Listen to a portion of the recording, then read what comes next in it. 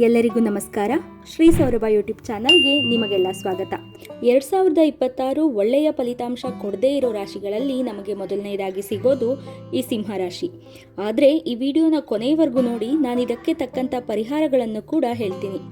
ಈ ವರ್ಷ ನಿಮಗೆ ಅನ್ನೋದಕ್ಕಿಂತ ಈಗಾಗಲೇ ನಿಮಗೆ ತುಂಬ ಒಂಟಿಯಾಗಿದ್ದೀರಾ ಅನ್ನೋಂತಹ ಭಾವನೆ ನಿಮ್ಮನ್ನು ಕಾಡ್ತಾ ಇರುತ್ತೆ.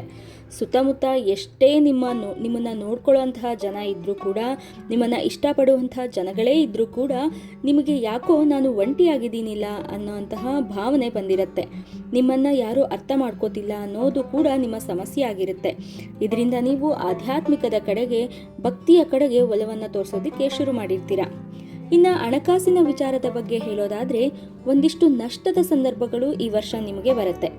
ಎಲ್ಲೆಲ್ಲಿ ದುಡ್ಡು ಬರುತ್ತೆ, ಹಣ ಬರುತ್ತೆ ಅಂತ ನೀವು ಅಂದ್ಕೊಂಡಿದ್ದೀರೋ ಅಲ್ಲೆಲ್ಲ ಹಣ ಬರೋದು ನಿಂತು ಹೋಗುತ್ತೆ, ಅಥವಾ ನೀವು ಅಂದ್ಕೊಂಡಿರೋ ಅಷ್ಟು ಜಾಸ್ತಿ ಹಣ ಬರೋದಿಲ್ಲ, ಅದಕ್ಕಿಂತ ಕಮ್ಮಿ ಹಣವನ್ನು ನೀವು ನೋಡಬೇಕಾಗತ್ತೆ. ಯಾಕಂದರೆ ಮುಂಚಿತವಾಗಿ ಬೇರೆಯವರ ಮಾತು ಕೇಳಿ ತಪ್ಪಾದ ಜಾಗದಲ್ಲಿ ನೀವು ಹೂಡಿಕೆಯನ್ನು ಮಾಡಿರ್ತೀರ. ಇದ್ರ ಜೊತೆಗೆ ನಿಮಗೆ ಹಣಕಾಸಿನಲ್ಲೂ ಕೂಡ ತೊಂದರೆಗಳಾಗತ್ತೆ. ಅಯ್ಯೋ, ಇಷ್ಟು ದಿನ ನನ್ನ ಹತ್ರ ದುಡ್ಡಿತ್ತಲ್ಲ, ಇವಾಗ ಏನು ಖರ್ಚಿಗೆ ಒಂದಿಷ್ಟು ದುಡ್ಡಿಲ್ವಲ್ಲ ಅನ್ನೋಂಥ ಸಂದರ್ಭಗಳು ಬರುತ್ತೆ. ಇಲ್ಲ, ನಿಮ್ಮ ಹತ್ರ ಇವಾಗ ಹಣ ಇದ್ದರೆ ಅದು ಖರ್ಚಾಗುವಂತಹ ಸಂದರ್ಭಗಳು ಮುಂದೆ ಬರುತ್ತೆ.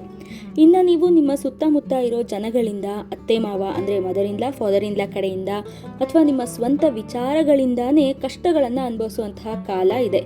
ಯಾಕಂದರೆ ನೀವು ಅಂದುಕೊಂಡಿರೋ ಕೆಲಸಗಳು ಸಮಯಕ್ಕೆ ತಕ್ಕಂತೆ ಆಗ್ತಾ ಇರೋದಿಲ್ಲ. ಇನ್ನು ನೀವೇನಾದರೂ ವಿವಾಹಿತರಾಗಿದ್ದರೆ ನಿಮ್ಮ ಸಂಗಾತಿ ಕಡೆಯಿಂದ ನೀವು ಒಂದಿಷ್ಟು ಕಷ್ಟಗಳನ್ನು ಅನುಭವಿಸ್ತಿರ್ತೀರ. ಅದು ಅವರ ಆರೋಗ್ಯದ ಪರಿಸ್ಥಿತಿ ಆಗಿರಬಹುದು, ಅಥವಾ ಅವರನ್ನು ನೋಡ್ಕೊಳ್ಳೋ ರೀತಿಯಿಂದಾನೂ ಆಗಿರಬಹುದು. ವೈವಾಹಿಕ ಜೀವನದಲ್ಲಂತೂ ತುಂಬ ಏರುಪೇರುಗಳನ್ನು ನೀವು ಅನುಭವಿಸ್ತಾ ಇದ್ದೀರಾ. ಆದರೆ ನೀವು ಇದನ್ನು ಯಾರ ಹತ್ರನೂ ಹೇಳ್ಕೊಳ್ಳೋದಕ್ಕಾಗೋದಿಲ್ಲ. ನಿಮಗೆ ಯಾರ ಮೇಲೂ ಆ ನಂಬಿಕೆ ಇರೋದಿಲ್ಲ. ಒಬ್ಬ ನಂಬಿಕಸ್ಥ ವ್ಯಕ್ತಿಯ ಕೊರತೆ ನಿಮ್ಮ ಜೀವನದಲ್ಲಿ ಇರುತ್ತೆ.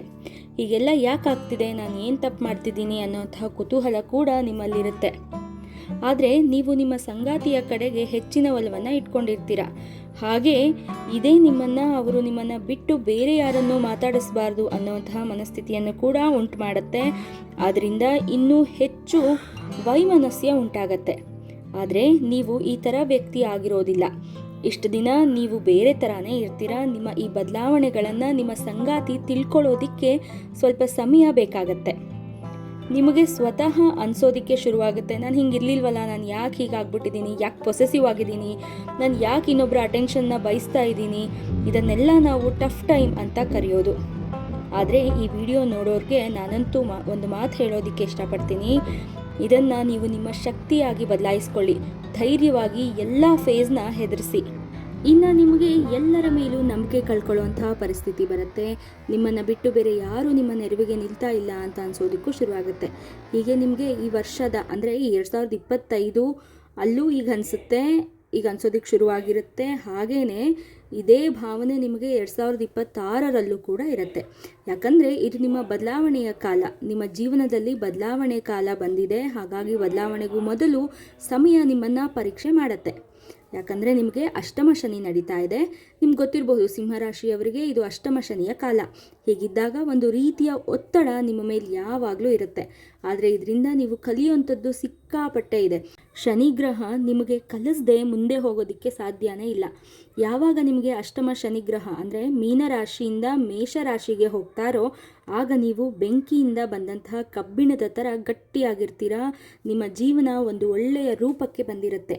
ಇನ್ನು ಪಿತ್ರಾರ್ಜಿತ ಆಸ್ತಿಯ ವಿಚಾರವಾಗಿ ಒಂದಿಷ್ಟು ಕೋರ್ಟು ಕಚೇರಿಗಳಿಗೆ ಅಲ್ಲಾಡುವಂತಹ ಪರಿಸ್ಥಿತಿ ಎದುರಾಗುತ್ತೆ.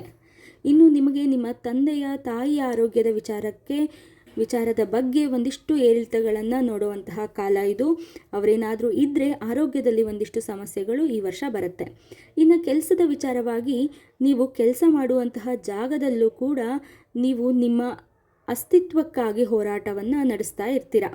ಸಿಂಹರಾಶಿಯ ಎಲ್ಲ ಜನರು ಕೂಡ ನನಗೇನಾಗ್ತಿದೆ ಅನ್ನುವಂಥದ್ದು ಅರ್ಥನೇ ಆಗ್ತಿಲ್ಲ ಅನ್ನುವಂಥ ಪರಿಸ್ಥಿತಿಯಲ್ಲಿ ಇರ್ತೀರ. ಇದ್ರ ಮಧ್ಯದಲ್ಲಿ ಗುರುಗ್ರಹ 1-2 ತಿಂಗಳವರೆಗೂ ಸಿಂಹರಾಶಿಗೆ ಬಂದಾಗ ಒಂದಿಷ್ಟು ನಿಮಗೆ ಸಮಾಧಾನ ಆಗುತ್ತೆ, ಒಂದಿಷ್ಟು ಒಳ್ಳೆಯ ಸಮಯ ನಿಮ್ಮದಾಗತ್ತೆ. ಇದಕ್ಕೆ ಪರಿಹಾರ ಏನು ಅಂದರೆ, ನೀವು ಈ ಕ್ಷಣವನ್ನು, ಈ ಸಮಯವನ್ನು ಧೈರ್ಯವಾಗಿ ಎದುರಿಸಲೇಬೇಕಾಗತ್ತೆ. ಇದಕ್ಕೆ ಯಾವ ಉಪಾಯನೂ ನಾನು ಹೇಳೋದಿಲ್ಲ. ಯಾಕಂದರೆ ಕಷ್ಟಗಳನ್ನು ಸಹಿಸಿಕೊಂಡಾಗ ಮಾತ್ರ ಒಂದು ಒಳ್ಳೆಯ ಫಲಿತಾಂಶ ಆಚೆ ಬರೋದಕ್ಕೆ ಸಾಧ್ಯ.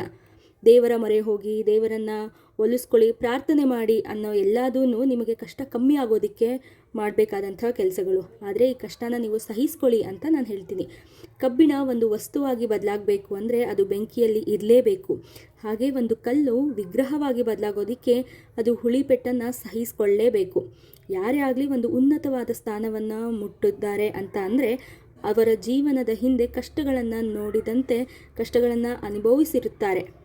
ಕಷ್ಟ ಇಲ್ಲದೆ ಸುಖ ಬರೋದು ಸಾಧ್ಯವಿಲ್ಲದ ಮಾತು.